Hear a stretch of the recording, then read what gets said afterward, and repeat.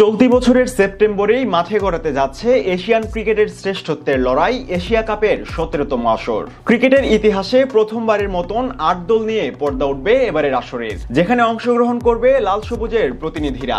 এদিকে আসরের প্রস্তুতি সারতে আরো মাস 6 সময় পাবে বাংলাদেশ। আর এবারের আসরটি আয়োজিত হতে যাচ্ছে টি-20 ফরম্যাটে, যেখানে টাইগারদের উল্লেখযোগ্য তেমন কোনো অর্জন নেই বললেই চলে। তাই আসন্ন এই টুর্নামেন্ট ঘিরে বাড়তি নজর রাখতেই হবে বিসিবিকে।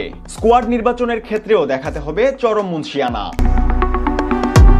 সবশেষ ওয়েস্ট ইন্ডিজ সফরে 3 ম্যাচের টি-20 সিরিজে দাপটের সাথেই লড়াই করেছে টাইগাররা। এমনকি হোয়াইট ওয়াশের লজ্জাও ধরিয়ে দিয়েছিল স্বাগতিকদের। ঘরের বাইরে এই অর্জন কিছুটা হলেও আত্মবিশ্বাসে বলিয়ান রাখতে পারে টাইগারদের। এছাড়া সবশেষ বিপিএলেও দুর্দান্ত ব্যাটিং ক্যালিভার দেখিয়েছে টাইগার ব্যাটাররা।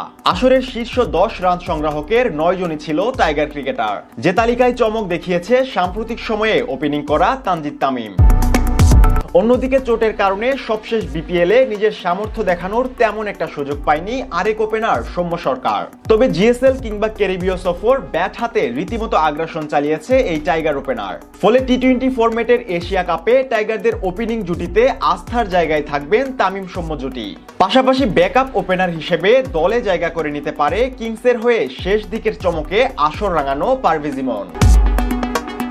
তবে এশিয়ার শ্রেষ্ঠত্বের লড়াইয়ে কে হবেন টাইগার অধিনায়ক, এ নিয়ে প্রশ্ন জাগতেই পারে ভক্তদের মনে।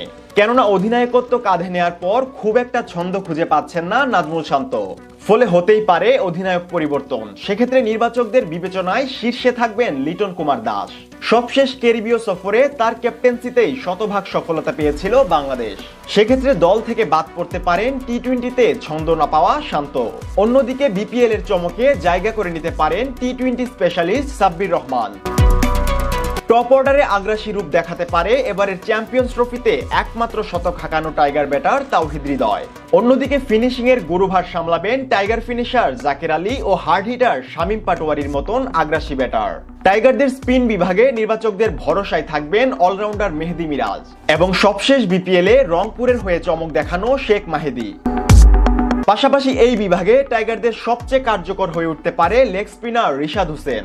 নিজের সামর্থ্যের ঝলক দেখিয়ে ইতিমধ্যে পিএসএলও দল পেয়েছে তরুণ এই তুর্কি।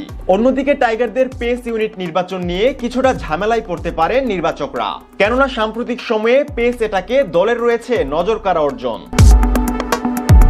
এশিয়া কাপের মতন আসরে এই বিভাগে নেতৃত্ব দিবেন টাইগার পেসার তাসকিন আহমেদ, এটুকু তো নিশ্চিতই বলা চলে।